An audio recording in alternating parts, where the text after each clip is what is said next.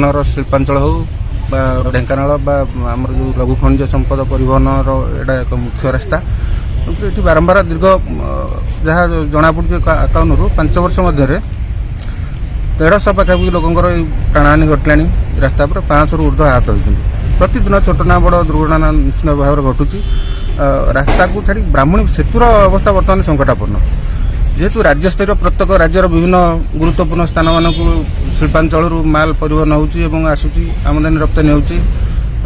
लुहापत्र हो क्रोमाइट हो मांगानीज हो सब परिवहन कराद्वारा राज्य सरकार केंद्र सरकार कोटी कोटी टंका राजस्व पाँच किंतु यार मरामती